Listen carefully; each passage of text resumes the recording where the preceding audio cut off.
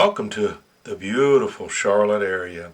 I want to take a moment. I want to go over your inspection report, so stay with me. Okay, so all set. Let's take a look at your report. This is a typical report here. This is where your name and address information would be. Upper right-hand corner is the legend. Each one of these initials pertain to something. A is consistent with the age of the chimney. B, see comments below. C, repairs needed. D, need further evaluation, or E, not applicable. Placed into the boxes next to the parts of the chimney that can be easily identified in this diagram. And then, of course, we would put your comments right here below. All right, let's play the intro and get right into your personal report. So stay with me.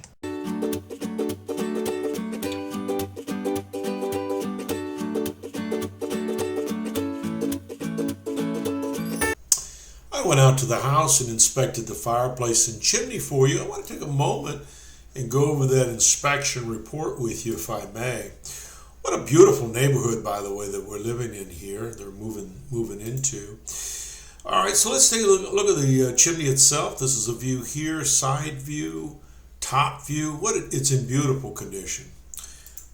We go inside, we see that it is an open, it's not an open wood burner. It has glass doors that are working perfectly, but it is a wood burning fireplace. Someone took the original damper out and installed a top ceiling damper, which opens and shuts at the top.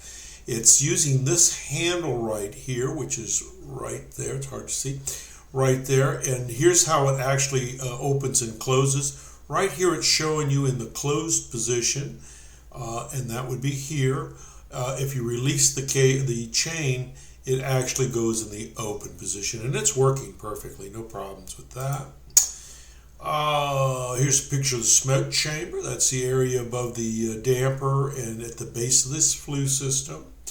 Let's go outside. Let's see the situation here. So outside, there's a copper propane line coming in to bring propane into that firebox. Apparently, the previous owners had a set of propane logs in this fireplace, and that propane runs along the garden wall there to this point here, about midway between the garage and the house, and that's the connection right there. And so it's disconnected. There's no propane tank attached to it.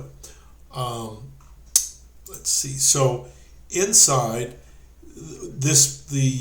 inside the house, this is where the propane tank line comes through. Propane line comes through into the firebox area. It needs to be removed. This needs to be filled with refractory cement. This needs to be fixed with refractory cement. And I've given you a price of doing that. That'll be something that I'll do before you start burning wood in that fireplace. You folks have any questions for me at all, give me a call, 704-526-6348. You can email me at chris@affordablesuite.com. Let's run the credits, shall we?